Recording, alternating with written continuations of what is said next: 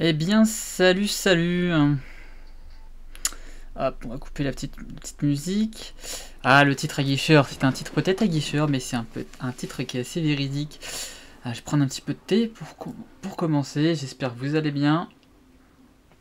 On va passer un petit moment sympathique. On va parler d'écriture, on va parler de livres, on va parler de salon. Et on va parler aussi un petit peu de mon roman après, parce que bien sûr, l'objectif, c'est de vous parler du salon d'écriture auquel je participe dimanche, mais avant tout, vous donner un maximum de conseils sur comment écrire son livre, en se basant sur comment moi j'ai réussi à écrire mon livre. Ah, donc salut Bédri, je vois que tu veux... tu es bien parti. Est-ce que tu aurais une question? Parce que du coup, le titre est trop aguicheur. Dis-moi pourquoi. Comment je peux t'aider? Est-ce que tu as un projet d'écriture de livre par hasard? En tout cas, moi je vais donner quelques conseils. Là, hop, on commence. Ouais, vous avez mon petit overlay. Je vais vous partager un petit peu mon écran durant ce stream. Partager quelques conseils, quelques tutos, quelques outils que j'utilise pour écrire son livre. Les outils qui m'ont permis d'écrire mon premier livre que j'ai écrit l'année dernière en 2020 et mon deuxième que j'ai écrit en 2021, du coup cette année. Ça t'intéresse? Ok. Est-ce que tu auras une question en particulier sur l'écriture? Avant de commencer, je crois que j'ai prévu de vous présenter 4 outils que j'utilise au quotidien, que j'utilise dans mon écriture de livre, qui sont pour moi des outils assez intéressants qui m'ont permis de passer de 7 ans d'écriture pour le premier à seulement 6 mois pour écrire le second. Donc ouais, c'était un gros step-up pour l'écriture de livres. Donc hop, petite écriture, petit outil. Déjà commencer de se plonger dans la propre écriture. Ok, cool. Est-ce que t'as un scénario, t'as un type de roman en particulier que tu aimerais bien écrire? Parce que moi, je vais te présenter un outil qui est vraiment formidable, qui s'appelle le Scriptbook. C'est un outil que j'utilise pour écrire, c'est l'outil qui m'a permis d'écrire. On voit tous mes projets d'écriture qui sont là, même certains que j'ai préparés là exprès pour le stream, qui sont numérotés ABC, que je vais vous présenter un petit peu dans l'ordre. Qui vont vous permettre un petit peu de vous aider dans l'écriture de votre livre. Pour la petite anecdote, cet outil est français. Il concurrence le géant américain Scrivener, qui est un outil payant. Celui-là, c'est un freemium, donc il y a une version gratuite. Et en fait, j'ai rencontré le créateur lors d'un atelier d'écriture qui s'appelle Jonathan Kalka. D'ailleurs, je peux vous mettre le lien normalement. J'ai prévu la commande. On va voir si ça marche. Ah, et ça marche en plus. Voilà, donc là, il y a le lien de l'outil. Qui permet en fait d'écrire son livre. Je l'ai rencontré lors d'un atelier d'écriture en fait, et il m'a dit ouais tiens Romain, j'ai un projet d'écrire un bouquin. J'ai un projet d'écrire un bouquin et en fait j'ai pas d'outils que je trouve intéressant sur le marché, donc j'ai envie de le créer parce qu'il est développeur web. Je lui ai dit ok, ça a l'air cool. Il m'a fait si tu veux, est-ce que tu veux faire partie des alpha testeurs du projet? Je crois qu'on est en 2014 à ce moment-là, quelque chose comme ça. Et je lui dis bah ouais, moi je suis chaud d'être alpha testeur. Du coup on était 7 alpha testeurs du projet. Et on a testé le produit, je l'ai trouvé vraiment cool, et j'ai commencé à écrire sur le projet. Actuellement, il y a une communauté sur Facebook, il y a un groupe Facebook que vous pouvez retrouver sur l'outil. Il y a un blog qui nous donne des conseils d'écriture, il y a une communauté sur Discord d'écriture, et surtout, il y a l'outil en lui-même qui permet d'écrire son livre. Donc, il est totalement gratuit, on a le droit, comme dit, à 5 MO, c'est énorme, c'est quand même pas mal. Moi, j'ai 18 projets sur 20 et 4,85 MO. Donc c'est un outil qui est vraiment cool, je vais vous montrer une démonstration très très sympa. Je vais commencer. Ouais, t'as vraiment de la place pour écrire ton livre et il y a vraiment des outils. Moi j'ai commencé sur des feuilles volantes, je suis passé sur Word, mais en fait à force d'être sur Word, je perdais, mais je savais plus où j'en étais en fait, parce que quand t'as un roman qui fait je sais pas 200, 300 pages, pour retrouver un truc, même avec le CTRL F, le CTRL F pour retrouver des documents, c'est hyper compliqué, surtout quand quand tu as fini d'écrire ton livre, tu vas passer à tout ce qui est mise en page, tu vas passer à tout ce qui est organisation du livre et tu vas souvent déplacer des scènes. Enfin, c'est hyper complexe sur Word et sur feuille. Du coup, cet outil-là, il permet de compléter ça. Donc, sans plus attendre, je vais vous montrer un petit peu l'outil à quoi il ressemble. Je crois que c'est ce projet-là. Ouais, c'est ça pour vous montrer l'outil de base. Je pense que c'est celui-là. Donc, c'est un outil, hop, chargé. Donc, ce qui est cool, c'est qu'il est utilisable hors ligne. Et aussi totalement en ligne. D'ailleurs, on va changer un petit peu les options avancées. Dans l'affichage, on va passer en sombre. Voilà, c'est plus simple. Ça, en clair, ça éclate les yeux. Ouais, il y a des options économie d'énergie. Donc, tu as le lumineux de base, solarisé et sombre. Moi, j'utilise souvent sombre parce que ça permet d'être beaucoup plus simple. Un manga. Alors pour réaliser des textes, oui, mais après t'as pas la possibilité en fait de mettre en page ton manga, du coup sur le format manga. Moi je sais que pour la mise en page j'utilise un autre outil que je présenterai sûrement tout à l'heure, mais celui-là il permet pas la mise en page sur un manga. Mais par contre ce qui est intéressant, on peut voir un truc, c'est des fiches de personnages quand tu crées un personnage, et je crois qu'il y a un exemple, voilà. T'as un éditeur de fiches de personnage qui est hyper complet, donc tu mets le nom, le prénom, l'identifiant, date de naissance, âge, lieu de naissance, corps, visage, voix. Donc en plus il y a même des caractéristiques qui sont déjà préfaites pour te donner des idées de qu'est-ce que ça pourrait être, les manières, l'éthique, garde-robe, équipement, caractéristiques, statut social, niveau social, emploi, habitat, caractère, qualité, défaut, incidence de ces qualités défauts, motivation, besoin, philosophie de vie, croyance, ambition, espoir, ce qu'il aime, ce qu'il déteste, relation. Enfin bref, c'est hyper complet. Et ce qui est encore bien, c'est que quand tu écris, tu peux retrouver cette fiche de personnage dans ton texte directement avec une commande.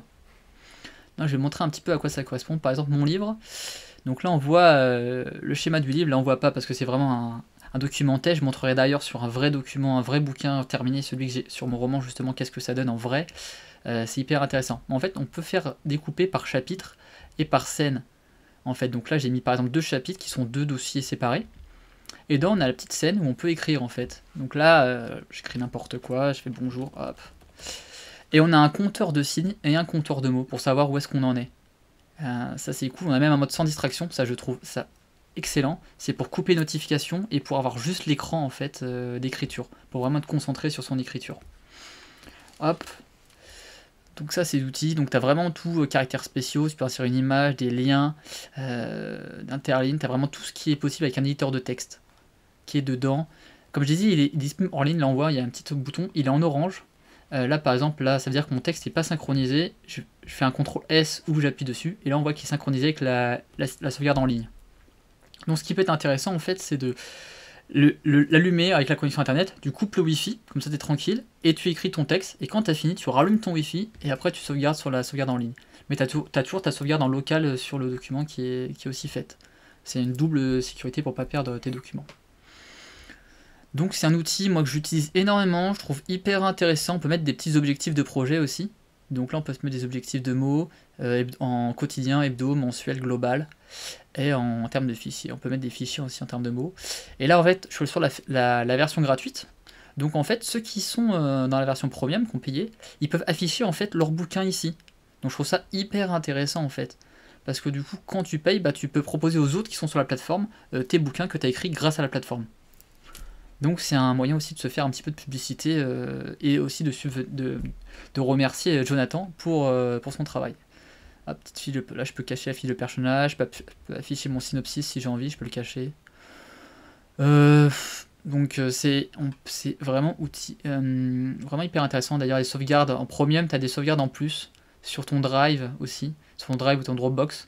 Peut être hyper intéressant. Allez, franchement, c'est grave cool. Moi, je tombe amoureux, j'étais en 2014 et depuis, j'utilise que ça. J'étais sur Word, comme je disais, je suis passé sur ça et depuis, j'ai utilisé tout ça. Je vais montrer peut-être un ou deux livres que j'ai écrits grâce à la plateforme pour montrer un petit peu ce que ça donne en vrai. Donc là, on peut afficher un petit peu la personnage, je peux le cacher, synopsis aussi, je peux le cacher, je peux rafficher. Et en fait, je peux écrire dedans en fait pour me mettre une petite aide-mémoire pendant que j'écris. Là, c'est mon synopsis que j'écris. Voilà, ça permet d'avoir tous ces trucs, tous ces documents qui sont là. Documentation, ouais, si on veut rajouter un peu de documentation, si tu veux ajouter des documents qui vont t'aider à écrire aussi. Bon, là, j'en ai pas mis vu que c'est un fichier test. Mais ce qui est cool aussi, qui est vraiment pratique quand tu refais ton roman, c'est qu'en fait, tu peux déplacer les scènes comme ça, là. Tout simplement, en fait. Hop, je déplace ma scène. Hop, je déplace ma scène. Et hop, je peux refaire en fait quand tu écris un bouquin, tu as une scène que tu trouves intéressante, peut-être qu'elle était bien quand tu l'as écrit au début, mais peut-être qu'après elle sera meilleure à la fin en fait, une fois que tu as fait ta relecture. Donc ça c'est un petit outil vraiment cool, on a des petits outils sympas, on peut dupliquer, enfin des outils de base, un mode carte, un mode analysé, ouais, voilà par exemple. Bon là on voit pas, mais tu as l'index qui permet en fait de voir en fait si ton texte est compliqué ou dur à lire en fait. Bon, plus il tend vers 0, plus il est facile à lire. Plus il tend vers 50, plus il est difficile à lire. En fait, tu as le temps de lecture moyen, nombre de pages, nombre de phrases, nombre de mots. Donc c'est vraiment hyper intéressant. Un petit graphe aussi. D'ailleurs, je montrerai d'ailleurs sur un bouquin qu'est-ce que ça donne en vrai. Donc c'est hyper intéressant comme truc. Donc je vais passer à un deuxième point sur cet outil, pour le présenter vraiment, je vais faire une présentation assez concise dessus. On peut créer un nouveau projet, donc tu mets ton nom, et tu as des modèles qui sont déjà faits. Des modèles tu as les défis aussi.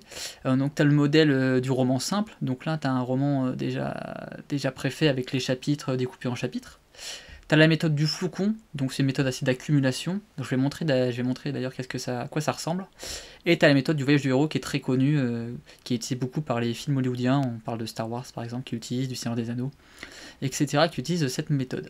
Tu vas même faire des défis. Défi Canva du NaNoWriMo. NaNoWriMo, pour la petite histoire, c'est ce qui m'a permis d'écrire mon premier roman. En fait, c'est un défi qui se déroule au mois de novembre. C'est un défi international, donc tout le monde peut y participer. Moi, j'avais rejoint, par exemple, j'habitais à Québec à ce moment-là, donc j'avais rejoint le groupe de Québec pour écrire avec eux. Donc on se rejoignait, on avait un serveur Discord pour discuter. On se rejoignait 2 fois par semaine dans un café pour écrire ensemble. Donc c'était hyper sympa.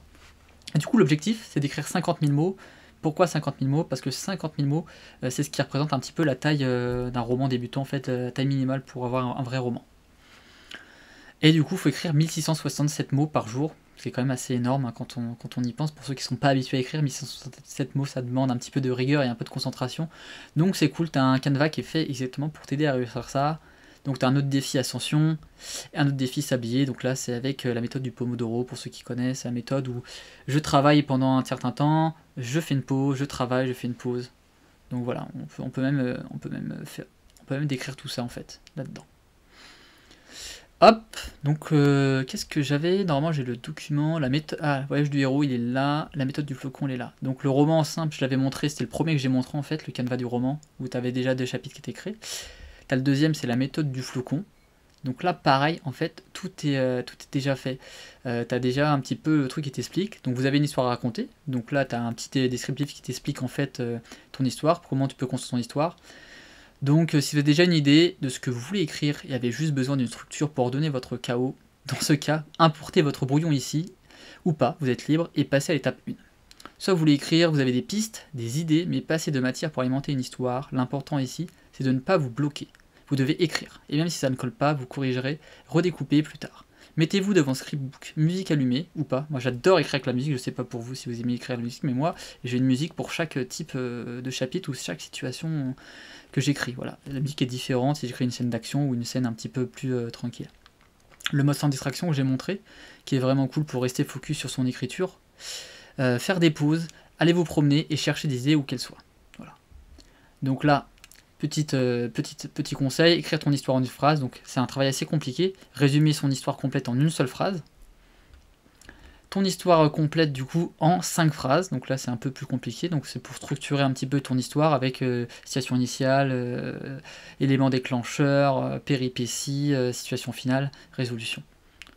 C'est intéressant. Tu as aussi la page avec tes personnages, donc là on parle raconter tes personnages, donc là tu utilises la fiche de personnage qui était plus bas, donc qu'on retrouve tout en bas justement. Tu peux utiliser cette fiche de personnage pour du coup mettre tes personnages, tu mets une liste de personnages. Moi je sais que j'avais fait plutôt une liste de personnages, et j'avais écrit mes fiches de personnages autre part. Les lieux, description des lieux et des règles, le synopsis de travail, donc ton synopsis, bon le synopsis c'est quelque chose d'assez particulier, je pourrais en revenir plus tard pour construire un synopsis, moi j'en avais créé un justement. C'est vraiment, hop, le synopsis complet de ton histoire, et après t'as déjà tes chaînes qui sont déjà faites avec ton acte 1, chapitre 2, chapitre 3, donc là il n'y a rien dedans, hein, c'est vraiment un truc modèle, et t'as plus qu'à les remplir en fait en fonction de ce que tu as écrit au début. Voilà, donc c'est un modèle qui est vraiment sympathique et pratique pour ceux qui veulent se lancer dans l'écriture et qui ont déjà une idée de ce qu'ils veulent écrire en fait. Et qui du coup, la petite méthode de l'agglutination. Non, j'ai plus le mot en terme. Voilà, c'est plus on écrit, plus on va écrire, et du coup ton histoire se construit comme ça, une méthode de la boule de neige, hein, tout simplement. Voilà, donc c'est un outil vraiment pratique. C'est pas mon préféré, mais je trouve que pour ceux, ça dépend de sa méthode de travail et de là où on est dans sa rédaction de son texte. Donc, je vais présenter le troisième modèle qui est un modèle vraiment très très populaire. D'ailleurs, il y a un article sur le blog de Scriptbook qui en parle, qui est vraiment, vraiment intéressant, qui nous explique en fait qu'est-ce que c'est que le voyage du héros. Donc le voyage du héros, voilà, c'est ça, c'est vraiment, t'as le petit schéma qui a été fait Pour la petite histoire, je crois qu'il nous dit, j'ai jamais la tête, voilà, c'est le voyage du héros, c'est Joseph Campbell dans son livre The Hero with a Thousand Faces en 1949, qui avait théorisé cette méthode. Donc cette méthode, elle est simple, elle est reprise en 70 à 90% des films qui passent à Hollywood.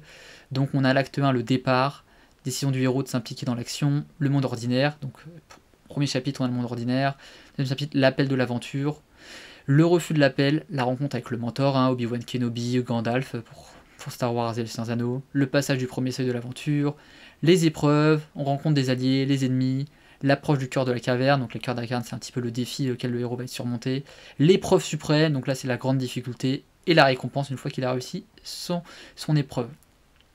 Après bien sûr il y a l'étape 3, le chemin du retour, la résurrection, donc le héros qui est un petit peu transformé, et le retour avec l'élixir, donc avec les bénéfices de son action. Ah, donc là on a le schéma qui synthétise tout ça, qui est un schéma hyper intéressant, vraiment, pour construire une histoire. Quand on n'a pas d'idée, on ne sait pas comment structurer un roman et que c'est notre premier roman, c'est un modèle que je conseille parce que c'est un modèle qui aide vraiment à structurer vraiment de façon simple, concise son histoire, avec des éléments qui sont reconnus et qui fonctionnent. Comme je dis, Seigneur des Anneaux, Harry Potter, Star Wars ont été construits avec ces modèles-là. Donc voilà, quand Hagrid vient, c'est un petit peu la rencontre. Hagrid qui vient, bah, c'est la rencontre avec le mentor. Le monde ordinaire, bah, c'est Harry Potter qui est dans le monde des Moldus. L'appel de l'aventure, c'est quand il reçoit la lettre. Le refus de l'appel, c'est quand sa famille lui dit que non, enfin sa famille adoptive lui dit qu'il peut pas y aller. Voilà, etc., etc. On voit que c'est des romans qui suivent un petit peu ce schéma-là et du coup qui ont eu beaucoup de succès. Donc c'est pas sûr que vous aurez du succès en disant ces modèles-là, mais c'est un modèle qui a été testé, éprouvé et qui fonctionne. Laisse un petit peu regarder ce schéma, si vous avez des questions sur ce schéma. Ouais, ça fait rigoler, mais oui, la plupart des choses, les gens ils trouvent des modèles qui fonctionnent et du coup ils les recopient, ils les réutilisent. Donc voilà, qu'est-ce qu'il nous dit d'ailleurs selon Campbell-Vaugier? De nombreux écrivains et scénaristes, le canevas toute histoire, canevas dans lequel chaque auteur peut inscrire les aventures de son choix. Tac, oh, il nous répond le film Aladdin, studio Disney 92, donc Christopher Vogler est d'ailleurs intervenu. Ouais. Je pense que vous trouvez différentes étapes de voyage du héros. Voilà, il y a un petit article. Voilà, c'est un petit outil vraiment sympa et du coup on présente, on voit en fait ton bouquin est déjà structuré, ton monde ordinaire. T'as tes scènes, t'as plus qu'à remplir. C'est quoi ton monde ordinaire? Tu le sépares en 3 scènes. Ton appel de l'aventure, pareil. Séparé en 3 scènes. Donc c'est un outil vraiment fonctionnel, vraiment un modèle qui fonctionne. Voilà, si vous êtes à votre premier roman, c'est la première fois que vous écrivez, bah je vous conseille vraiment d'utiliser ce modèle-là qui est hyper intéressant. Hyper intéressant, hyper facile. On a toujours en tout cas les modèles, les fiches de personnages qu'on a là, la documentation qu'on peut rajouter, nos personnages, nos textes d'un corbeil, et qu'on peut mettre ici aussi. Donc qu'est-ce qu'on peut mettre? Ah oui, ça, maintenant ils ont rajouté ça, des tutoriels vidéo qu'on peut regarder, le groupe Facebook, le Discord, donc tu as déjà directement des liens dessus, et le contacter quand il y a des bugs. Jonathan est assez réactif sur les bugs. Comme je dis, c'est un outil que c'est lui qui le développe tout seul, donc c'est une seule personne qui a développé cet outil, donc c'est assez formidable. Voilà, il a lancé le Chromium justement pour faire un petit peu d'argent, pour maintenir en fait les coûts d'hébergement des serveurs, que ce soit le serveur pour héberger le site ou les serveurs de stockage pour les projets. Bah, ça coûte un petit peu d'argent, donc c'est pour ça qu'il a lancé une version Chromium qu'il n'y avait pas à la base. Du coup je vais montrer un petit peu qu'est-ce que ça donne sur un vrai roman, tout ça. Je vais montrer sur mon roman. En fait là je vous présente un petit peu mon roman, le document de mon roman entier. Donc il y avait mon synopsis, mon prologue, mes chapitres, donc 1, 2, 3, j'avais fait 14 chapitres. 14 chapitres, ouais. 14 chapitres, donc j'avais viré des trucs aussi. Donc voilà, ce que j'ai pas présenté, je voulais présenter ici, c'est qu'il y a un code couleur en fait. On peut cliquer là, et on peut aller dans autre option. Non, c'est pas autre option. Voilà, ça autre option, et on peut choisir la couleur en fait d'un document. Il y a plusieurs moyens de l'utiliser. Moi j'utilise un code couleur simple en fait, c'est quand c'est vert, c'est que le fichier il est terminé, il n'y a plus besoin. Quand il est orange, c'est qu'il y a quand il est jaune, c'est qu'il y a des petites modifications à faire. Quand il est orange, c'est qu'il y a des grosses modifications à faire. Quand il est rouge, c'est qu'il soit à supprimer, soit il faut changer des trucs importants dessus. Et après bleu, c'est quand il y avait blanc, bah, c'était le truc de base. Il y avait orange parce que j'avais mis marron parce que je savais pas quoi mettre comme couleur, parce que je savais pas quoi faire de ce chapitre-là. Et bleu, c'était mes scènes bah, à déplacer quelque part. Et au final, bah, j'ai déplacé dans le chapitre X, qui est le chapitre avec des scènes supprimées. C'est pas un chapitre sexuel. Hein. Voilà, c'est le chapitre X, il n'a pas de nom parce que c'est toutes les scènes que je savais pas où mettre et je les ai rangées là-dedans. Donc c'est hyper intéressant et comme je dis, le glisser-déposer permet de modifier ces scènes. Par exemple, là, j'avais fait un code avec mes scènes, donc c'était chapitre 1, c'était pour le numéro du chapitre, et le deuxième chiffre, c'était pour le numéro de la scène. Donc là, c'était chapitre 1, scène 1. Là, on a chapitre 1, scène 3, chapitre 1, scène 2, donc j'ai inversé les deux, et là, c'était même chapitre 8, scène 4. Donc c'est ce qui permet en fait, tout simplement, de déplacer ces scènes comme ça, là, de façon hyper simple, quoi.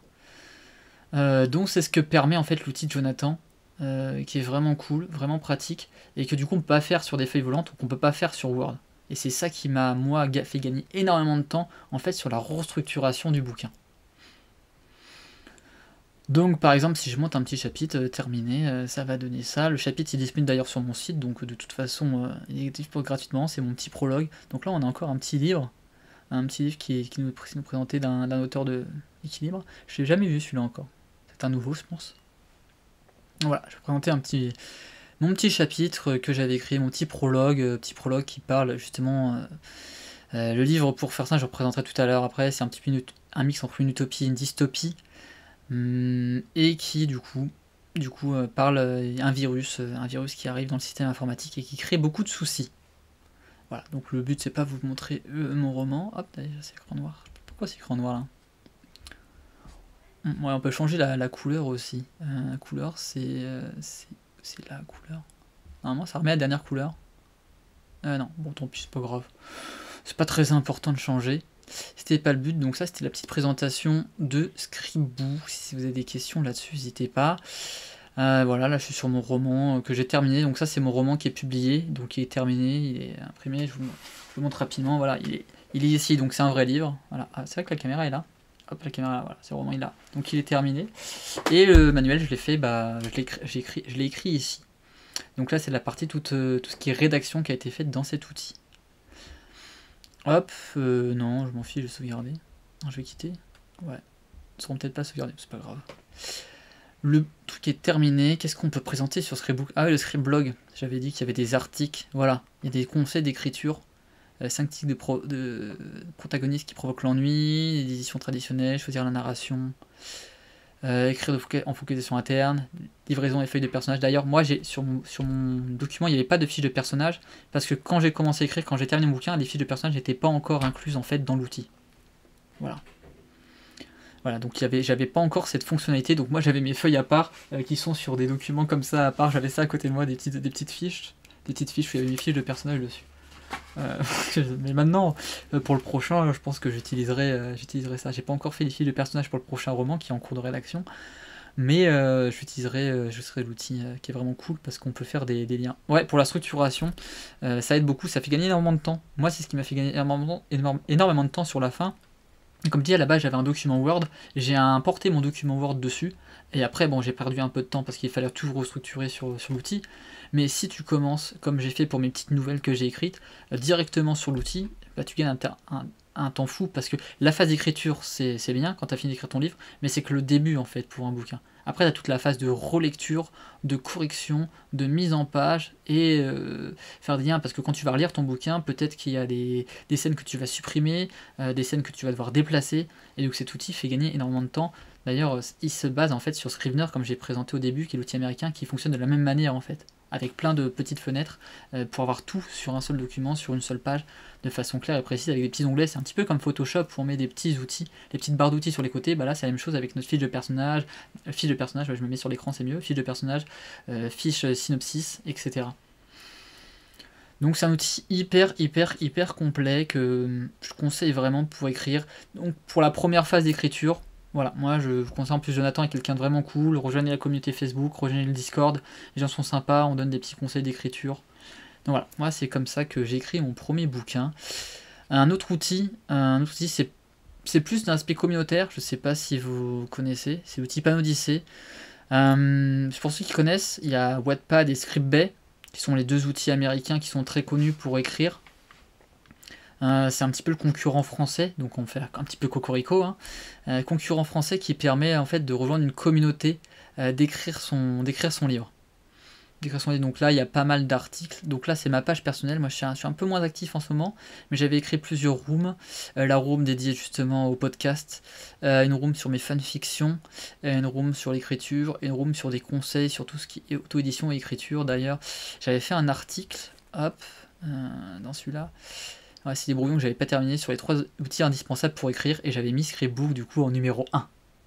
En numéro 1, qui était l'article, qui était vraiment, j'avais fait une petite présentation de Scribook avec le petit plus, la communauté de Jonathan, Apple Page, que voilà, moi je suis sur l'environnement iOS, du coup Apple Page est vraiment hyper intéressant pour écrire son livre, j'ai présenté tout à l'heure, et Panodyssey qui est là, qui est pour moi vraiment cool pour créer une communauté, et Trello aussi que j'utilise pour faire mes mises en page, je présenterai rapidement Trello aussi après.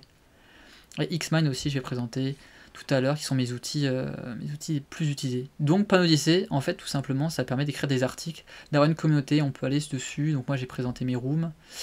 Il y a mes rooms d'écriture. Au fil de l'écriture, j'ai mis quelques articles dessus, voilà, avec le monde d'après, éteindre la lumière, tout ce qui brille, qui sont des petits solitudes, des petits articles que j'ai fait d'écriture, des petits chapitres que je pose de temps en temps, qui sont vraiment intéressants. Et l'outil se présente comment? C'est qu'on peut, là sur mon profil, en fait, hop, mes creative rooms, c'est là, il y a mes rooms, je peux créer une room, je peux aller dedans, et je peux créer un nouvel article dessus, juste en cliquant sur le petit plus. Et ça nous donne en fait un petit outil où on peut écrire, un outil de mise en page, on peut rajouter une image, rajouter des tags et tout, et on apparaît sur le document. Donc pour ceux qui connaissent Wattpad, Scribd, c'est exactement le même principe. En français, du coup, c'est cool, avec une communauté qui est très sympathique, très cool, et qui peut faire des retours. Moi j'ai rencontré le fondateur qui est Alexandre Le Forestier, qui est vraiment très très sympathique. Je crois que j'ai mis une commande d'ailleurs pour ça aussi, pour mettre le lien. Hop. Voilà, Panodyssey, vous allez dessus. C'est un petit outil vraiment sympa pour se créer une communauté. Donc une fois que le livre est terminé, en fait, c'est là où on peut publier en fait des parties de son roman. Moi je conseille même en fait de faire une écriture collaborative. C'est hyper intéressant de poster certains de ces chapitres pour avoir des retours dessus, pour améliorer son écriture. Comme j'ai dit dans l'épisode de podcast hors série numéro 1 avec un ami où on a parlé de comment écrire son livre, c'est vraiment de commencer petit, se créer une communauté autour de son roman, et du coup pour avoir des retours et s'améliorer, pas se lancer corps et âme dans un roman de 80 000 mots, parce que si c'est pas bon, si ça plaît pas, ben on aura travaillé pour rien et on va être hyper déçu, et ça va un peu nous dégoûter de l'écriture. Alors que si on crée des petits chapitres, comme le permet Panodyssey,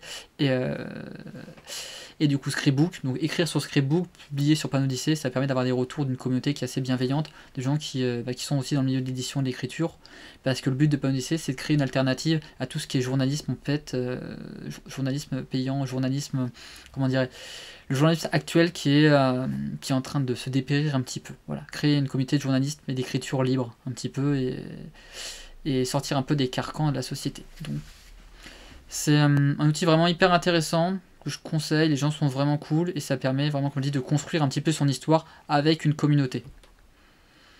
Donc voilà, on peut écrire, je présente un petit peu, est-ce qu'on va voir un petit peu quels sont les articles qui ont été postés dernièrement dessus. Si je retourne dessus, tac, je veux aller moi sur la page principale. Bien sûr, ça lag quand je suis en direct, quoi. Ça veut pas aller sur la page principale. Pourquoi il veut pas? Découvrir. Je pense que si je clique sur découvrir, il va vouloir. Ah, forcément, ça fonctionne pas bien quand j'ai testé juste avant, ça fonctionnait très très bien. Ouais, je passe la page parce que les pages fonctionnent pas très bien aujourd'hui. Bon. Bah, peut-être que j'arriverai pas à montrer la page si je vais directement dans l'URL. Non, il a pas l'air aujourd'hui. En fait, il n'y a que moi, je peux montrer que mes trucs à moi apparemment. Alors c'est la connexion qui lag un petit peu. Je pense que c'est le site. Hein. Ouais, le site a pas l'air de fonctionner très très bien aujourd'hui. Bon bah tant pis. Hein. Mais en tout cas, voilà, un outil intéressant pour se créer une communauté. Voilà, comme je dis, publier dessus pour avoir des retours sur son ouvrage et du coup s'améliorer et avoir des gens qui nous aiment. Ah, les soucis du direct. Ah voilà, et bah là ça s'affiche. Voilà. Donc là, on avait un truc intéressant. Voilà, on voit une consigne, un texte. Ça, c'est Auteur Confiné. C'était un ami qui s'appelle Bernard Ziernet, qui avait en fait publié une consigne qui avait cartonné sur la plateforme. C'était pendant le premier confinement. Et donnait une consigne d'écriture et les gens écrivaient dessus. Et c'était vraiment cool. Une consigne, un texte. Salut, salut ami. C'était vraiment cool. Il avait donné une consigne d'écriture. Ouais, Bernard, c'est lui. Écriture partagée. Je sais pas si on peut voir un petit peu. Sur la consigne, Joël, voilà, les gens donnaient des consignes, inclure 10 et 13 mots tirés au sort par elle et soulignés dans le texte à n'importe quelle forme d'écriture entre prose et poésie. J'y réponds avec grand plaisir par le poème Gypsy. Voilà, donc là il y avait une consigne qui avait été donnée, et il avait fait un petit poème suite à la consigne. Et ben coucou, voilà, donc c'était une petite plateforme vraiment cool. Voilà, donc là le site a l'air d'être revenu, il refonctionne un petit peu. Donc voilà, un petit conseil d'écriture, donc il y a un petit peu de tout. Les sujets se tournent un petit peu sur société, histoire, écriture, voilà, amour, tic-tac, donc il y a beaucoup d'auteurs dessus qui se sont mis dessus. Ça reste très francophone pour l'instant, même si c'est un peu ouvert à l'international. Donc c'est hyper intéressant. Ah oui, vous êtes très... Peut-être que vous avez mis un GPS l'un sur l'autre, hein. C'est possible. Ou alors c'est un aimant qui vous attire l'un à l'autre du coup. Qui sait? On sait jamais, hein. Le monde est petit, effectivement, le monde est petit. J'aurais une anecdote là-dessus sur le monde est petit. Un gars que j'ai retrouvé à l'autre bout du monde. 2 fois. C'est assez drôle. Voilà, donc un outil vraiment sympa. Il y a des petits tags aussi un petit peu sur le fonctionnement d'Instagram ou de Twitter pour retrouver des auteurs qu'on aime bien. Voilà, plateforme hyper cool pour se créer une communauté. Troisième outil à présenter, que j'utilise beaucoup, c'est Trello. Donc là, je montre mon Trello principal, pour ceux qui n'utilisent pas, pour se faire des cartes. Non, hop, je vais mettre tout ça. Donc là, vraiment, il y a tout sur les idées que j'ai, les publications sur Instagram, le type de contenu, type de formation que j'aimerais bien suivre ou faire, publications que j'ai envie de faire, des petits rappels des trucs importants, les petites tâches de la semaine. Donc là, je suis à 12 sur 20 sur cette semaine, donc je suis pas mal. Et en fait, ouais, c'est un outil, comme dit, hyper pratique pour créer des projets. Pour créer des projets. Voilà. Donc moi, c'est un outil, là, je l'avais créé. Celui-là, c'est le modèle que j'écris pour mon activité, qui est celle du flow de l'histoire, qui est celle du podcast et du Twitch. Donc il y a vraiment tout ce qui concerne le domaine de l'écriture, de l'histoire, du podcast avec les choses. Là, c'était par exemple l'origine des personnages. Je voulais faire un texte sur l'origine des personnages de mon bouquin, un texte pour présenter les personnages de mon livre. Livre qui m'inspire, je pense que j'en avais mis 3 livres qui m'inspirent justement, qui ont inspiré l'écriture de mon bouquin. Donc Le Comte de Monte Cristo d'Alexandre Dumas, que je recommande vraiment, qui est un classique. Un peu long à lire peut-être parce qu'il est en 5 tomes, mais vraiment intéressant à lire pour l'histoire, une petite histoire romantique, un peu dramatique, qui nous apprend la patience, la création d'un plan, la vengeance c'est un plat qui se mange froid justement, avec justement comment atteindre ses objectifs en prenant son temps. Fondation d'Asimov, qui pour moi est le père de la Fondation. D'ailleurs, c'est le seul auteur qui a reçu le prix Hugo de meilleure série de science-fiction en 66 d'ailleurs, de fantasy et de fiction. Tolkien a d'ailleurs dit qu'il le méritait, donc c'est pour rien. Et Chien de la Lune, qui est plutôt un écrivain français du coup, enfin Eric Lhomme, qui est un écrivain français qui écrit Chien de la Lune, qui est un petit roman jeunesse de science-fiction. Qui est vraiment, vraiment cool à lire. J'ai beaucoup aimé quand j'étais plus jeune, je l'ai relu justement avant d'écrire mon roman, et je m'en suis pas mal inspiré pour certaines choses. Ouais, Eric Lhomme. Cas de Var le sorcier, peut-être que tu connais aussi, qui est ça s'appelle Les Étoiles. Cas de Var le sorcier, c'était le tome 1, c'était Les Étoiles, je sais plus le nom de la série, c'était Les Étoiles. Non, c'est pas la porte d'étoiles, c'est Stargate. Mais en tout cas, c'était quelque chose avec les étoiles, le nom de la série. Et Cas de Var le sorcier, c'était le premier tome.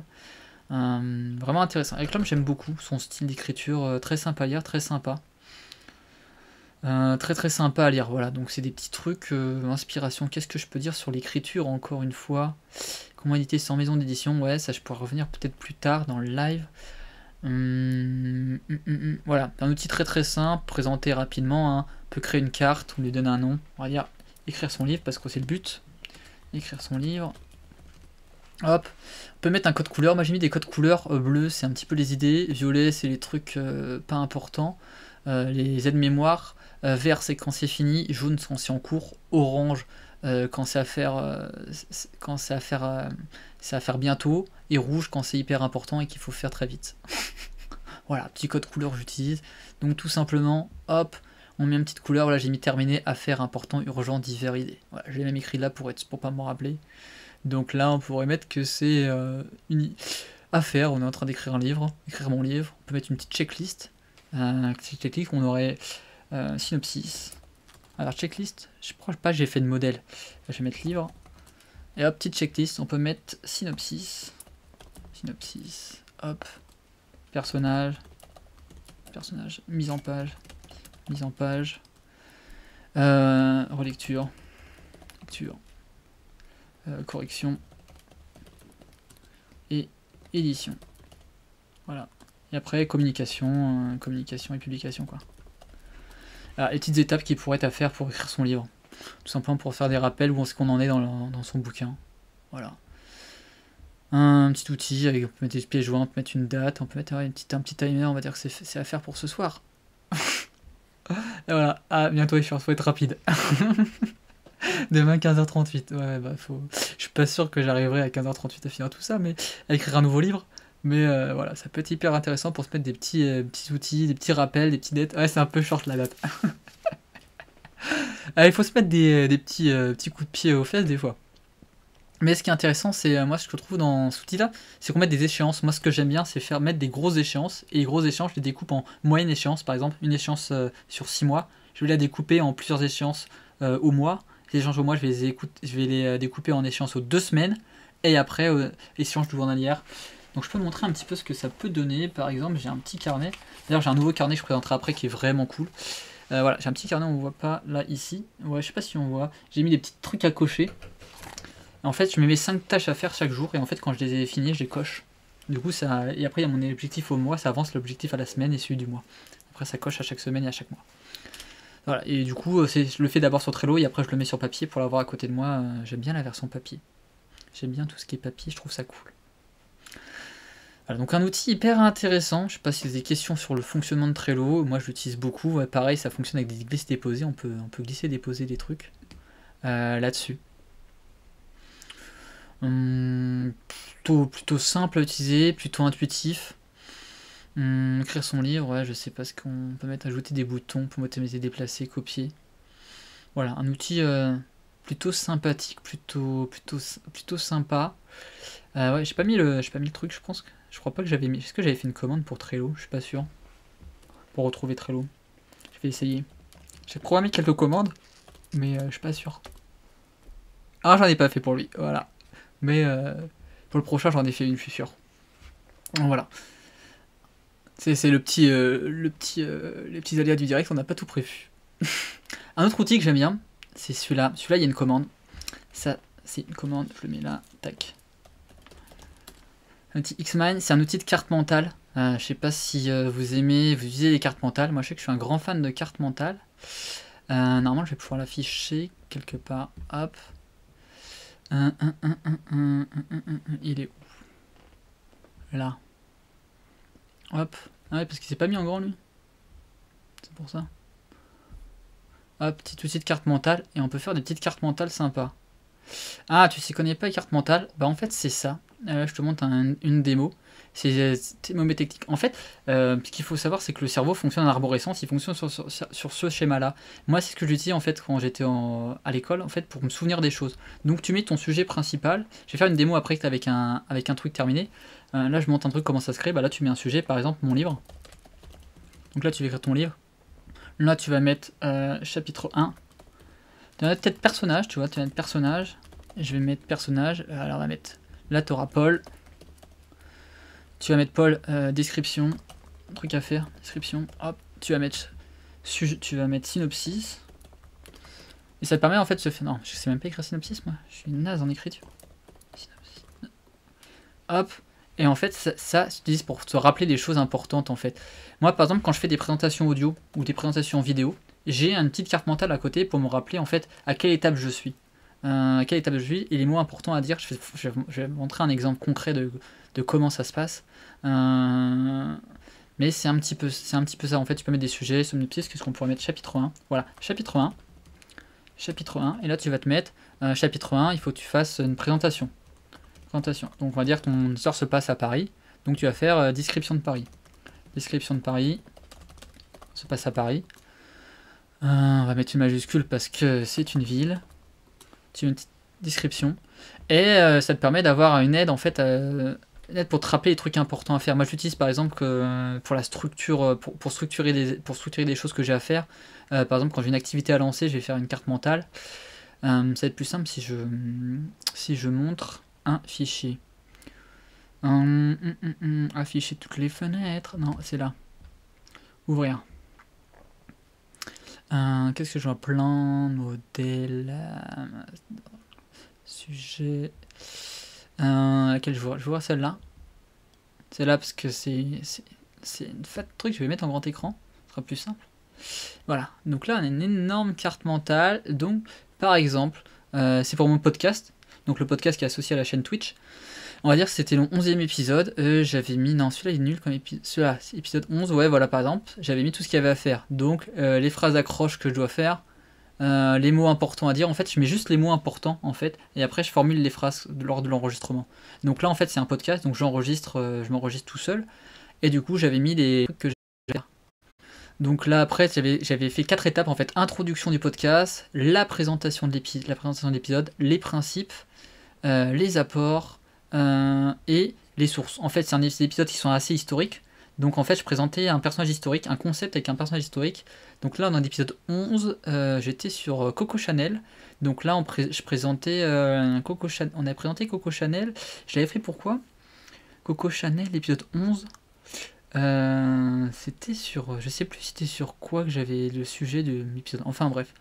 Coco Chanel, donc là on a l'introduction, là j'avais un concours à l'époque pour gagner mon roman, un e-book que j'avais créé et 1 heure de coaching pour écrire son livre. J'avais fait un tirage au sort sur Twitch d'ailleurs.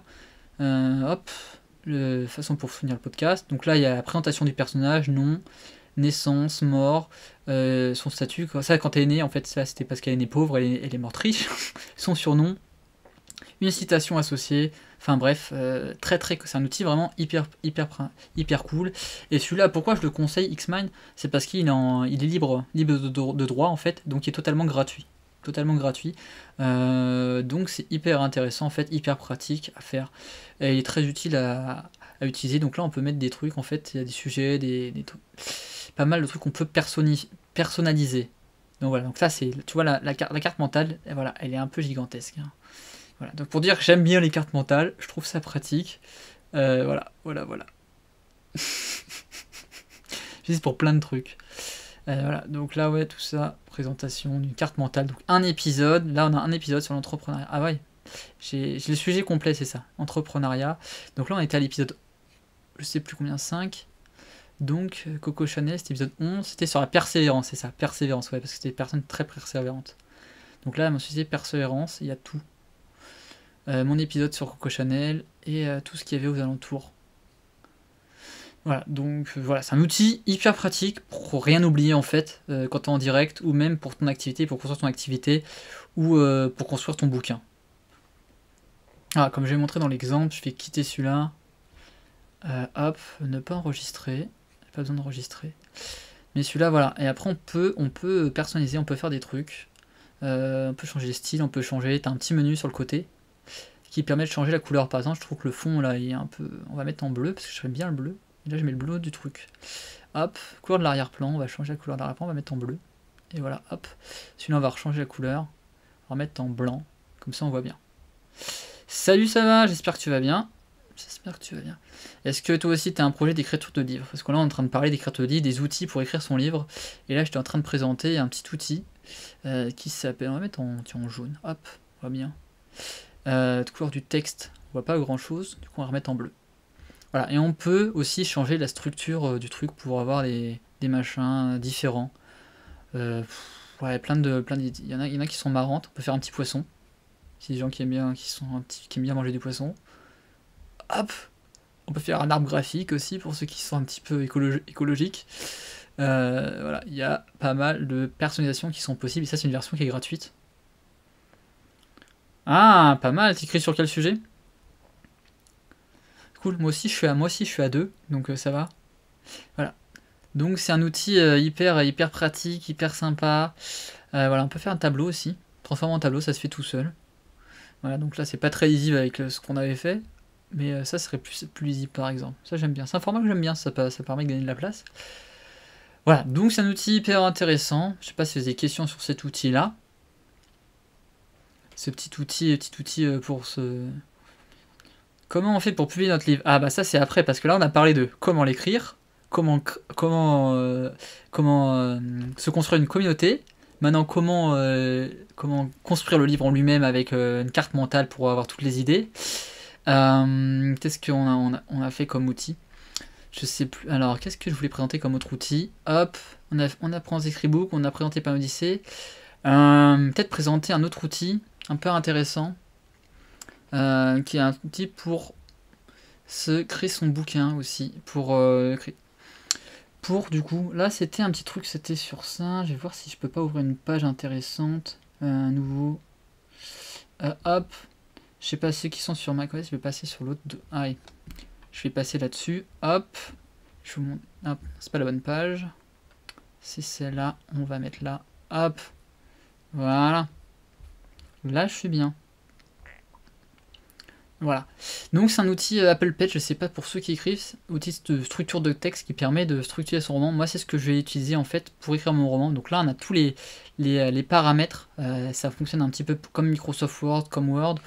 L'avantage c'est que je le trouve beaucoup plus fluide et qu'il y a des modèles, si on fait nouveau par exemple.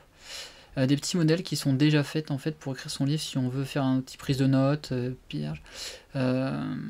Hyper intéressant, hyper fluide, Ouais, moi c'est un outil que j'aime beaucoup, que depuis que je suis passé à ça j'utilise plus Word parce qu'avant j'utilisais Google Drive et Google Doc, ça lag de fou. Ça lag de fou et ça me rendait complètement ouf. Ça m'énervait énormément, du coup je suis passé sur Apple Page qui est beaucoup plus simple. Un roman post-apo SF, cool. Deuxième est un roman plutôt tourné romance, tranche de vie, dont le synopsis tournait autour d'une jeune fille issue de la bourgeoisie qui a rencontré un groupe d'amis passionnés par les modifications corporelles. Ah, modification corporelle, est-ce que t'entends tout ce qui est eugénisme ou alors ou t'es dans les parce que c'est plus du génétique, t'entends quoi par mutation corporelle? Je trouve ça intriguant. Parce que moi je publie un petit peu sur tout ce qui est utopie, enfin sur tout ce qui est anticipation. Moi je suis dans le genre anticipation. Donc je trouve ça intéressant. Post-apo, ouais, post-apo c'est un petit peu. C'est un classique que j'aime beaucoup. Bon, on est en train de parler de littérature, donc il faut prendre un peu de thé aussi. Alors petit clin d'œil avec une tasse Star Wars parce que mercredi prochain on va parler de Star Wars. Bref, voilà, un petit outil d'écriture, de mise en page. Donc là en fait, ce qu'il faut faire, c'est quand on a fini son texte sur Scribook, on l'importe directement sur Apple Page, ça se fait vraiment tout seul. Je vais montrer d'ailleurs, j'ai pas montré ça sur Scribook d'ailleurs, je pense que c'est important à le montrer. Scriblog, on va repasser sur document, tableau de bord. J'ouvre par exemple, pour ceux qui n'avaient pas vu, qui n'étaient pas là tout à l'heure, mon bouquin, qui est totalement fait, qui est voilà, la structure du bouquin. Tu as un outil qui est option avancée, exporter complet. Voilà, on peut exporter complet la version.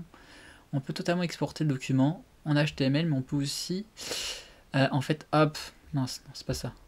Mauvais bouton. Ah, j'ai cliqué sur le mauvais bouton. Voilà, il y a le roman complet, il est ici. On peut faire un petit clic droit et exporter en fait. Et là, on peut l'exporter dans le format Word, PDF, texte, HTML, Markdown. Et on peut choisir en fait le contenu des fichiers, si on veut que les titres apparaissent, les titres des chapitres apparaissent, le synopsis apparaît. Ajouter à la table des matières, oui, non, à la fin du livre ou au début du livre, rupture entre les fichiers ou pas. Voilà, donc c'est aussi la grande force de Scribook qui permet vraiment de récupérer son fichier, de l'importer directement. Donc par exemple, je le récupère en Word, je l'importe sur Apple Page, déjà fait, j'ai plus qu'à faire la mise en page, et j'ai déjà un bouquin qui est édité et prêt à être publié, quoi.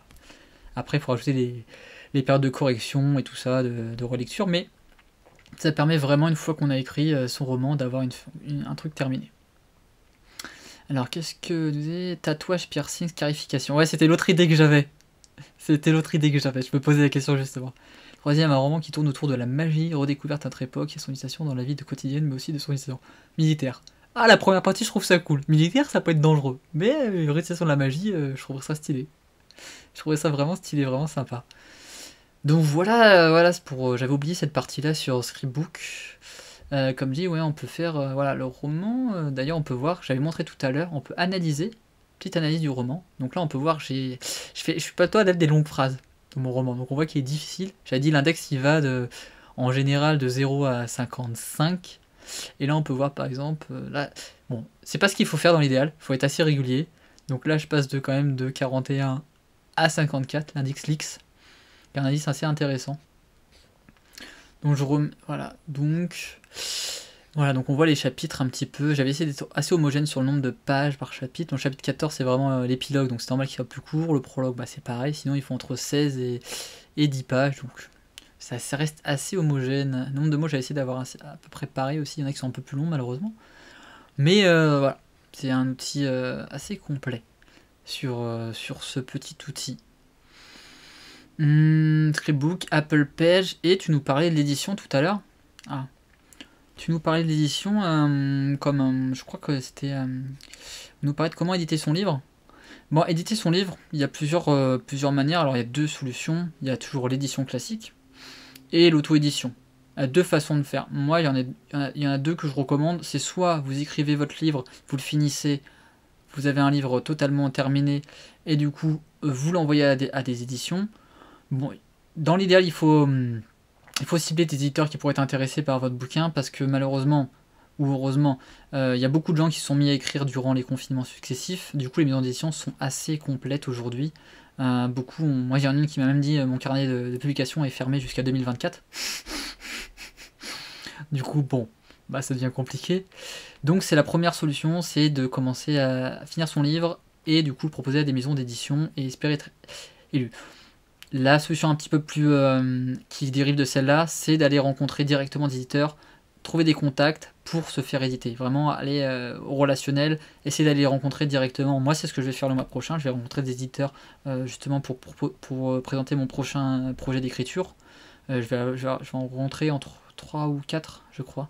3 ou 4 éditeurs. J'ai pris rendez-vous avec 3 ou 4 éditeurs le mois prochain pour les rencontrer, pour présenter mon projet littéraire.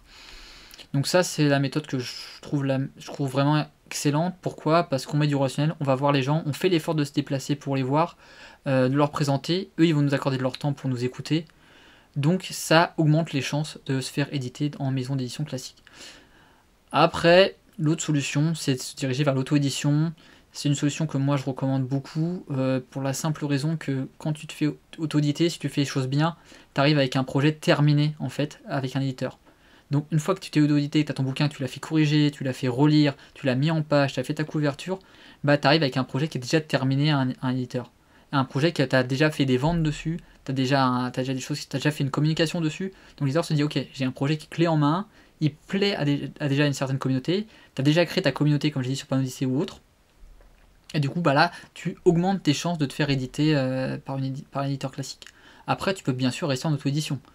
Après auto-édition, ce qu'il faut savoir, c'est que ça peut coûter rapidement cher. Donc, entre faire la couverture, moi j'ai eu la chance d'avoir des amis qui m'ont fait la couverture. Du coup, ça s'est très très bien passé. Donc, ça c'était vraiment cool. J'ai fait appel à une correctrice professionnelle du coup pour corriger le bouquin. Parce que bien sûr, un roman auto-édité, bah, tu peux pas toi-même corriger ton bouquin, même si t'es bon et t'es le meilleur en orthographe. Parce que pourquoi ? Parce que t'es trop imprégné par ton bouquin. Donc c'est quelque chose que je ne conseille absolument pas, parce que justement t'es trop dans ton bouquin. Moi je sais que quand j'essaie de relire, à chaque fois j'essaye de corriger un chapitre, je fais ce personnage là il pourrait dire ça, cette phrase elle pourrait être tournée comme ça, et du coup les fautes bah, je les vois plus et c'est très compliqué. Donc faire appel, si il y a une professionnelle, à quelqu'un qui est de compétent extérieur au roman pour faire lire son bouquin. Comme je dis, ce qui est intéressant aussi, c'est d'avoir ses bêta lecteurs, créer sa communauté en amont, les faire venir et qui travaillent tout au long du processus de création de son livre. Ça c'est hyper intéressant aussi. Troisième solution, c'est vraiment d'aller auto-édition à balle. Moi j'ai testé plusieurs choses. La plus abordable quand on commence pas, c'est Amazon KDP. Amazon KDP, pourquoi ? Parce que, alors je sais qu'il y a beaucoup de gens qui détestent Amazon. Moi-même j'ai même fait un post qui avait fait une vidéo dessus. J'avais intitulé la vidéo Pourquoi Amazon c'est le mal, mais tu dois quand même l'utiliser. qui avait fait beaucoup de succès sur les réseaux sociaux d'ailleurs. On m'en reparle de temps en temps parce que du coup, mon livre est encore disponible sur Amazon. Pour la simple raison que Amazon est la seule société d'auto-édition qui permet de ne pas avancer les fonds dans l'écriture de son livre. Donc en fait, au lieu d'avoir la moyenne en fait en auto-édition, c'est entre 1500 et 2500 euros pour se faire auto-éditer son livre, à avancer comme argent. Entre les achats de bouquins, le suivi, l'accompagnement, la correction, etc. Amazon est totalement gratuit. Pour la simple raison qu'en fait, c'est qu'on paye à l'impression. Donc en fait, vous payez seulement vos bouquins à l'impression. Quand quelqu'un achète un de vos bouquins, à ce moment-là, vous payez. Mais sinon, vous n'avez rien à avancer. Rien à avancer du tout. Les gens peuvent... Vous pouvez mettre votre PDF, il vous donne un template complet, en fait, pour écrire, pour poser son livre sur Amazon. Donc c'est très très très pratique. Bah, ça dépend en fait, comme je dis, ça peut être la première partie, comme je dis, tu te lances en auto-édition, tu fais les choses bien, tu as un projet complet, tu te présentes à un éditeur classique, tu as plus de chances d'être édité. Mais après, les rémunérations en édition classique sont très faibles, hein. Ça va, quand tu es auteur débutant, entre 7 et 10%, 9% du prix de vente du livre que tu gagnes. En édition classique, je donne les chiffres sur Amazon. Après, bien sûr, t'as pas la force de frappe d'une édition classique, mais tu vends un e-book, tu prends 70% du prix de vente pour toi, sur un e-book. Pour un livre papier, tu prends 60% moins les coûts d'impression. Donc ce qui fait environ 40-45% qui va dans ta poche. Voilà, donc c'est la grande différence auto-édition. Et je connais des gens qui sont lancés en auto-édition et qui jurent que par l'auto-édition et ça fonctionne très bien pour eux. Voilà, ça dépend un petit peu de ta mentalité. L'auto-édition, c'est un petit peu la mentalité auto-entrepreneur où tu as envie de tout faire toi-même, tu as envie de te débrouiller, tu as envie d'être libre, d'écrire ton livre, tu as envie de faire les choses comme tu veux. L'édition classique, c'est un petit peu l'accompagnement où tu as quelqu'un qui va s'occuper de la communication, quelqu'un qui va s'occuper de l'édition, de la correction. Et là, tu es plus entouré. Voilà, ça dépend un petit peu de ta philosophie, si tu veux faire ça en groupe, si tu veux t'en occuper beaucoup, si c'est un... Voilà, ça dépend comment tu définis ton projet. Les deux sont viables, les deux sont intéressants, ça dépend vraiment de ta personnalité et de tes objectifs. Voilà, il y en a, comme tu dis, mais je suis d'accord avec toi, il y en a beaucoup qui passent par l'auto-édition pour aller vers l'édition classique. Parce que ça leur décharge du truc, et c'est toujours cool d'avoir un contrat en maison d'édition, parce que tu as de l'argent trébuchant qui tombe dans ta poche. Parce que du coup, tu as un contrat, et du coup, tu vas avoir des ventes, tu vas avoir des livres, alors que l'auto-édition, ça garantit absolument rien. Donc, c'est un risque. C'est pas facile, pas évident. Voilà. Donc, les deux sont viables, il faut vraiment s'organiser, voir comment on veut, et comment on peut faire, mais c'est très très intéressant dans les deux cas. Donc voilà, je pense avoir répondu à la question. Si tu as d'autres questions sur l'édition d'un bouquin, n'hésite pas, ou sur les outils qu'on a vus. Je crois que j'ai fait le tour de tous les outils. Je vais vérifier tous les outils que je voulais présenter aujourd'hui. Je sais pas s'il y en a un autre que j'ai pas présenté. Tac, tac, tac, tac. Ouais, j'ai présenté tous les outils que je voulais aujourd'hui. Du coup, je crois que s'il n'y a pas de questions, j'ai passé à la deuxième partie de ce petit live. Deuxième partie de ce petit live. Du coup, on va parler plus littérature. Avant de passer, je vais présenter un truc que je viens de recevoir hier, un petit cadeau qu'on m'a offert, qui est aussi utilisé pour écrire son livre. C'est un petit agenda. Donc je vous mettrai, j'ai pas le lien du coup parce que j'ai pas encore le lien pour l'acheter parce qu'il vient tout juste de sortir. Pour la petite histoire, c'est la sœur d'un ami qui a créé ce petit bouquin. C'est un petit bouquin à note sur agenda. Avec il y a une petite réglette, un petit marque-page règle qui est fourni avec, très sympa. Ouais, la caméra est là. T'as un petit guide en fait pour t'expliquer comment fonctionne cet agenda. Question bête, en tant qu'auteur, est-ce que tu prends le temps de construire une documentation pour préparer l'écriture de ton roman? Alors oui, tu n'étais pas là peut-être au début. Du coup, j'ai montré en fait deux outils. Le premier c'était Xmind. Xmind enfin le premier c'était Trello où je mets en fait toute la structure de mon roman qui me permet d'être un pense-bête pour avoir les étapes de construction de mon roman. Et après Xmind qui est un outil de carte mentale, mind map en anglais, si tu préfères l'anglais. Moi je suis plutôt francophone, du coup j'aime bien les termes français. Voilà, hashtag la loi 100 au Québec pour ceux qui connaissent. Voilà, outil de carte mentale où du coup je vais répertorier toutes les étapes. Donc ouais, je prépare tout en amont sur les outils. Je vais peut-être te les remontrer rapidement.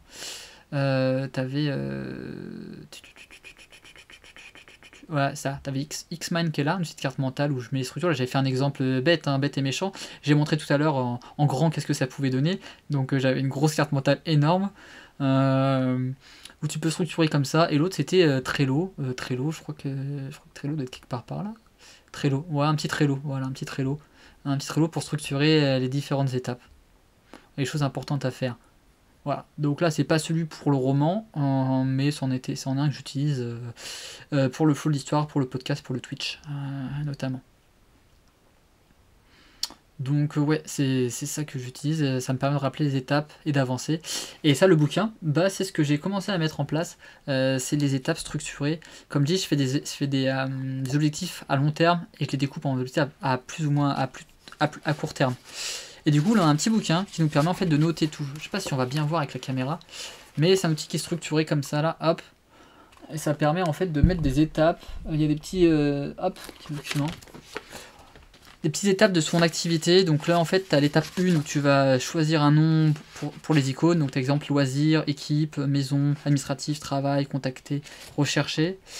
Tu as tes étapes à faire. Donc, tu mets ta semaine. Ta semaine, elle va de telle date à telle date. Tu as une checklist à faire. Tu peux remplir, par exemple, là, ils mettent un exemple, analyser les sondages, préparer l'anniversaire de Sophie, hop, liste, valise pour Rome, cadeau pour Sophie, paire de baskets à prendre, lunettes de soleil, kit de rasage. Et tu as tout qui est structuré comme ça, donc c'est un petit bouquin très sympathique. Tu as les tâches après en loisir, planifier le déjeuner, aller courir, dans équipe, préparer la réunion de vendredi, maison, déposer les chèques épaules. Et en fait, dans l'agenda, en fait, tu as des icônes tous les 3 à 4 lignes. Tu as une icône différente pour te dire toutes les étapes et tous les trucs à faire, et avec une petite case à cocher. Et tu as même à gauche, en fait, un petit timer, une petite horloge qui te dit tu peux mettre le temps que ça va te prendre, une petite étoile pour te donner la difficulté et la priorité des étapes. Donc c'est un petit carnet qui est vraiment cool. Bon là c'est compliqué, là je viens de le recevoir hier donc j'ai pas eu le temps de préparer tout ça. Mais je t'en parlerai peut-être sur Instagram ou sur Twitter plus en détail parce que c'est un petit agenda, je trouve vraiment cool. Voilà, qui permet de structurer, comme tu posais ta question, ça a du lien avec ta question. Voilà, je vais me mettre à utiliser ça à partir de la semaine prochaine. Parce que moi j'avais un petit carnet papier à côté où voilà je peux te montrer les petits carnets, je sais pas si on va voir pareil, hop, mais petit carnet où j'ai mes étapes là, hop, qui sont cochées, toutes les étapes à faire pour structurer. Moi c'est quelque chose, c'est un fonctionnement que j'aime beaucoup, structurer en fait déjà ça me motive à avancer. D'ailleurs c'est un truc que je recommande vraiment de faire, c'est quand on a réussi des étapes, c'est de se fixer, se faire une récompense. Par exemple, tu as éteint tous tes objectifs de la journée. Tu vas t'accorder, je sais pas, un verre de vin, tu vas t'accorder une séance de jeux vidéo, tu vas t'accorder une soirée entre potes, enfin, un truc, se féliciter, se récompenser, comme ça le lendemain, ça va te remotiver à faire tes 5 objectifs de la journée. Moi j'appelle ça la power list, où je mets 5 objectifs de la journée, une fois que j'ai réussi, je m'accorde une pause, et je dis que ma journée est terminée, et je peux faire ce que je veux. Voilà, c'est des trucs comme ça, intéressant, donc ça peut s'adapter au livre aussi. Voilà, c'est plein de petits conseils, je trouve important à mettre en place, petite routine de faire. On parlait pour l'écriture de son livre, un truc aussi important, je viens d'y penser, c'est trouver son moment de flow, de flux en français. Je sais pas si vous avez vu le film Soul, le petit animé Soul, qui est vraiment hyper intéressant sur le sujet. Je vous invite à le voir. En fait, c'est déterminer en fait son état où on est le plus productif. Par exemple, est-ce que c'est le matin, est-ce que c'est le soir, est-ce que c'est quand il y a de la musique, quand il n'y a pas de la musique, est-ce que c'est quand je suis devant mon écran, est-ce que c'est quand je suis devant une feuille de papier. Vraiment, déterminer le moment où on est le plus productif et quand on a déterminé ce moment, l'utiliser pour travailler et bosser sur ses objectifs. Je pensais plutôt à des outils comme une frise chronologique, une liste des personnages avec leur biographie, etc. Je sais que personnellement le moins de petites incohérences mineures me sort complètement de l'œuvre. Je visionne. Du coup, pour éviter ça, je prends le temps de rédiger toute une documentation à laquelle je me réfère tout au long de l'écriture, justement, pour éviter les incohérences dans la narration et le comportement des personnages. Et ben justement, t'étais pas là au début, donc je vais te le remonter rapidement. Hop, on est là. Est-ce qu'il y en a une sur ce document? Attends, je vais repasser sur l'autre document. Parce que je sais que sur l'autre, il y avait le truc. Hop, on va faire ça. C'était sur... Je pense que c'était sur... c'était celui-là. Hop. Pourquoi il est pas là? Ah non, c'est pas celui-là. Oh, je me trompe de document, moi. Du coup, ils sont plus dans l'ordre que j'avais fait. Bon, en fait, celui-là, il doit y en avoir une sur celui-là. Ouais, voilà, t'as une fiche de personnage. Est-ce qu'on peut l'ouvrir, là? Bien sûr, tout à l'heure, elle va pas mal. Créer un personnage, voilà. Et normalement, il va me mettre un personnage. Nouveau dossier. Et ouais, est-ce que... bien sûr, ça fonctionne pas quand je veux faire le truc. Ah là là. Enfin, les gens qui étaient là tout à l'heure, ils l'ont vu, la feuille de personnage. Mais je sais plus où je sais plus, ça fait longtemps que j'en ai pas faite. Personnage, normalement, ça montre mon personnage. Ah, pourquoi ça veut pas s'ouvrir? Pourquoi ça veut pas s'ouvrir les feuilles de personnage? Eh, ça me rend fou. Affichage. Personnage lié. Parce que justement, il y a un truc hyper bien dessus qui permet de faire des feuilles de personnages. Ça fait longtemps que j'en ai pas fait. Je sais plus comment. Je sais plus dans quel document il était. J'avais fait ça exprès. J'ai préparé. Je sais pas, mais c'est là, il y avait un personnage tout à l'heure. Tous mes documents. Renommer le document, créer un répertoire. Non, mais je veux pas renommer, je veux créer un personnage. Ah, mais c'est pas possible ça. Je suis fou. L'ombre. Est-ce qu'il y a un personnage? Feuille de personnage. Fiche de personnage. Là. Voilà. Et là, dessus, sur l'outil, tu as une feuille de personnage complète. Voilà. Et tu peux tout mettre. Nom, identifiant, prénom, liste, général, hop. Manière, tic, statut. Je repasse directement parce qu'on l'a présenté tout à l'heure. Personnalité, philosophie, caractère, qualité. Motivation, besoin, philosophie, envie, relation. Passé du personnage, évolution dans l'histoire. Et là, tu as tout. Tu peux remplir une fiche de personnage complète. Et tu as un accès dans le document. Alors, fait partie des personnages partagés visibles sur tous les projets. Et tu as une commande après. Je sais plus c'est laquelle, mais que tu peux mettre ça. Tu mets identifiant dans votre texte avec aussi arrobas, nom du personnage, identifiant dans le projet. Donc normalement, tu vas dans ta scène, tu fais arrobas, et hop, et du coup tu as ton personnage qui est là, et normalement tu as ta fiche qui doit apparaître quelque part. Mais alors là, c'est longtemps que je l'ai pas fait. Comme je dis, moi quand j'ai fait mon document, il n'y avait pas ça. Mais du coup, tu as le nom du personnage qui peut apparaître directement. Si je fais d'autres personnages, ça fait un zoom. Non, je voulais pas faire de zoom. Voilà, ta fiche de personnage qui apparaît, qui doit apparaître quelque part. Mais comme je dis, au moins, elle apparaît, elle est en dessous. Ta fiche de personnage. Mais du coup, tu as le nom du personnage qui peut directement apparaître. Donc c'est pratique. Mais alors, de mémoire, il y avait un lien, mais c'est bizarre, il n'y a plus le lien maintenant. En tout cas, elle est là. On peut retomber dessus. Je sais plus ce que ça nous dit. Ouais, ça c'est l'insertion. Peut-être qu'il a retiré la fonctionnalité parce que c'était peut-être trop lourd. Ah ça, mais en tout cas tu peux directement renvoyer vers tes personnages on peut trouver. Mais en tout cas ouais, t'as une fiche complète de personnages qui permet de pas avoir de trucs. Comme dit, il y a toujours t'as l'outil, on a remontré tout à l'heure dans affichage, synopsis. Il est où synopsis? Pourquoi il apparaît où? Peut-être que je suis dans la fiche de personnage, il apparaît pas. Voilà, synopsis ici. T'as un petit onglet pour écrire tes trucs importants. Donc par exemple, tu peux mettre description du lieu. T'es à Paris, tu veux dire que t'es à Paris. T'as Paul. T'as Jacques qui est là. Et t'as Émilie, voilà, qui sont présents. Et puis comme ça, tu vas te rappeler quand tu vas écrire, tu vas faire ton arrobas Émilie. Bon là, il n'y a pas d'Émilie, mais et du coup, tu vas savoir que c'est Émilie qui va parler. Tu peux mettre la description et du coup, tu as ton petit truc à côté qui va te rappeler les trucs à faire, quoi. Donc ouais, c'est un outil hyper intéressant. Je te remets le lien si tu veux. Hop. Voilà. C'est ça comme outil. C'est gratuit. Il y a un freemium aussi pour remplacer. Si on voit à côté, comme je dis, c'est la vitrine premium des gens qui sont dedans. Voilà, donc ça c'est l'outil hyper intéressant que j'utilise. C'est mon outil avec moi, j'ai publié mon premier roman et mon deuxième bouquin grâce à cet outil-là. D'ailleurs, comme j'ai dit, j'ai montré tout à l'heure le plan de mon roman qui était dessus. Je vais pas revenir dessus, mais voilà. Je sais pas si ça, je pense que ça répond à ta question sur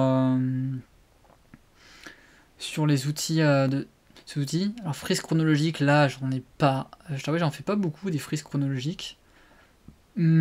Parce que comme je dis, moi je vais te remontrer un fonctionnement rapidement. Non, annulé. Qu'est-ce que j'utilise? Le fonctionnement que je fais. Quitter, je vais pas sauvegarder. Le fonctionnement que j'ai, c'est sur mon roman, il est là. En fait, j'ai des numéros dessus. 1, voilà, c'est chapitre 1, machin, dans la chronologie, je me fais un truc. Ça va être 1, 2, 3. Et je sais que mes romans sont tous chronologiques. Donc je sais en fait par rapport aux chiffres où j'en suis. Voilà, c'est mon petit système à moi. Voilà, donc plus on monte, plus on avance dans l'histoire. C'est un peu comme ça mon fonctionnement pour l'histoire. Mais tu peux faire avec la carte mentale. La carte mentale, ça peut très bien se faire avec l'outil de X-Man que j'ai présenté tout à l'heure. Faire une carte mentale dessus. Ça peut aider, ça peut être bien pratique pour faire ta frise chronologique. Ah, clairement, hein, moi je trouve ça très très pratique. Très pratique. Mais c'est vrai que j'ai pas utilisé. Mais c'est une bonne idée à utiliser. Genre, ouais, c'est pas un truc que j'ai utilisé. Parce que j'ai mes rappels d'histoire sur mes cartes mentales et sur ma carte mentale, j'ai tous les rappels qu'il faut. Mais ça peut être de cette forme-là. Comme j'ai dit, l'outil de carte mentale, si on repasse sur l'outil de carte mentale, bon, je repasse beaucoup sur un autre outil, mais tu pouvais faire changer. Ouais, tu peux faire des formes. Une forme comme ça, par exemple, ça peut faire un peu frise chronologique, quoi. Bon, là, du coup, la couleur de fond fonctionne pas du tout. Mais je vais changer la couleur de fond, là, parce que du coup, on voit rien. Vert clair, voilà, par exemple, je mets ça. Et là, ça te ferait une petite frise chronologique. Ah, mais je suis d'accord, ouais, ça évite les incohérences et tout. Mais là, ouais, tu pourrais faire une frise chronologique avec de cette manière-là. Ça pourrait être une idée.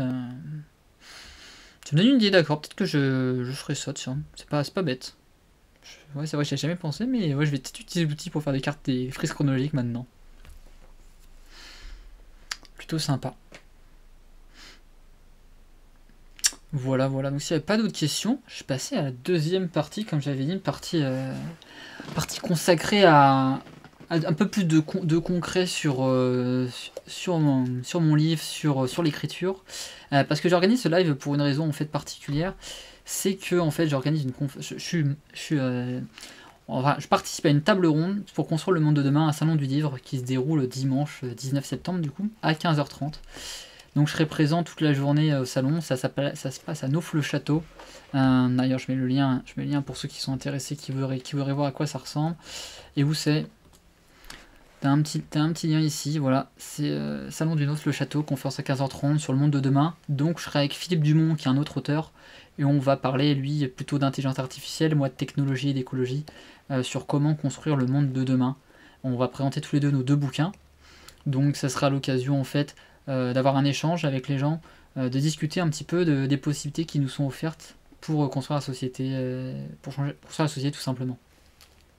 Donc pourquoi? En fait parce que j'étais invité au salon pour mon bouquin, donc mon bouquin est là, hop, il s'appelle Vision du futur, et en fait le salon traite du monde au 22e siècle. Donc le but du salon, c'est il y aura des conférences, il y aura des présentations avec des auteurs qui vont parler un petit peu de romans, un peu plus aussi de trucs scientifiques, sur les possibilités, les mondes d'imaginaire aussi, du monde de demain. Donc mon roman en fait, pour faire simple, il mélange à la fois le style utopie, c'est une utopie écologique, et une dystopie aussi, une anticipation dystopique. Donc il y a deux visions, une vision un petit peu où le monde réel est devenu tellement dangereux que la population s'est réfugiée dans le monde virtuel, un petit peu sur la question des métaverses. Et ben salut à toi, bonne journée à toi et profite bien.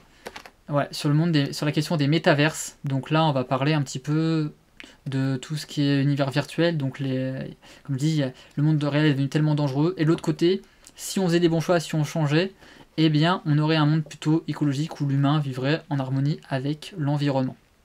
Donc voilà, c'est pour cette raison que j'ai été invité à ce salon. Donc ce salon, il y aura vraiment pas mal de choses autour de ces questions-là, des questions de technologie, questions de société, questions d'environnement, littérature. On va pouvoir discuter avec d'autres auteurs.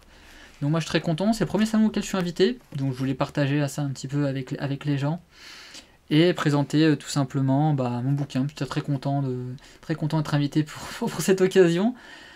Donc voilà, partager un petit peu nos types d'auteurs, nos conseils d'auteurs, voir comment on peut s'améliorer, parce que je pars du principe moi que justement on peut apprendre de tout le monde, donc il y aura plein d'auteurs qui ont peut-être bien plus d'expérience que moi, qui ont d'autres visions que moi, et donc voilà. Et puis je suis aussi très content parce que c'est le début des salons qui recommencent, parce qu'avec la pandémie les salons ont été fermés pendant 1 an et demi, on n'a pas pu rencontrer d'autres gens. Donc c'est l'occasion de faire un petit peu de réel justement, sortir un petit peu de cet univers virtuel. Bah merci à toi. Et puis je te dis au plaisir. Et puis si tu as des questions d'écriture, n'hésite pas, hein, tu peux me retrouver ici, sur Insta, sur Twitch et sur Twitter du coup. Voilà. On parle d'écriture, on s'amuse, on discute. Et puis c'est ça. Voilà, donc c'est un petit bouquin, voilà, petit roman, si vous aimez tout ce qui est SF. Bah n'hésitez pas à me faire des retours dessus. Et ben merci, ça fait super plaisir, je suis super content. Bah, merci à toi d'avoir été présent, d'avoir posé des questions. Comme dit, moi, l'écriture c'est une passion, donc j'aime bien la transmettre, j'aime bien discuter avec des gens qui sont intéressés à écrire. Donc n'hésite pas à me contacter, on parlera d'écriture, de lire avec grand plaisir. Voilà, donc petit salon, en tout cas, salon, ça sera là dimanche toute la journée, j'aurai mon petit stand, je serai avec d'autres auteurs, et puis j'ai hâte de voir qu'il y aura du monde pour discuter, échanger sur ces questions-là, sur l'écriture, sur la société, et puis peut-être sur Twitch, s'il y a des gens de Twitch qui viennent, ça serait drôle. Voilà, donc voilà, c'est les petites présentations du salon, s'il y a d'autres questions sur l'écriture, n'hésitez pas. Moi j'avais prévu du temps, je sais pas combien de temps j'allais streamer aujourd'hui, c'était vraiment essayer d'être plutôt cool, s'amuser, prendre du plaisir et discuter écriture. Donc voilà, on va peut-être s'arrêter là pour aujourd'hui, je pense que je vais faire un petit peu le tour. J'ai parlé du salon, j'ai parlé du livre, voilà, pour ceux qui veulent, je crois que j'ai mis une commande, je crois que j'ai mis une commande pour ça, pour mon livre. Ou alors, j'ai mis scroll parce que j'ai mis la commande, c'était le livre. Tiens, livre. Voilà, pour ceux qui veulent voir un petit peu de quoi ça parle. Ou alors je sais pas écrire. Ouais, c'était pas la bonne commande. Attends, ouais, ça, livre. Je sais même pas écrire moi. Je sais même pas écrire livre. Voilà. Bon bah non, j'ai pas mis ça comme commande. Je sais plus ce que j'ai mis comme commande. Ah, les aléas du direct. Ah si, j'ai changé. Regarde, je suis un boulet. Je sais, j'ai mis quoi comme commande. J'ai mis roman. Parce que c'est un roman et pas un livre. Et voilà. Et du coup, il y a une présentation du roman. Voilà, sur mon site.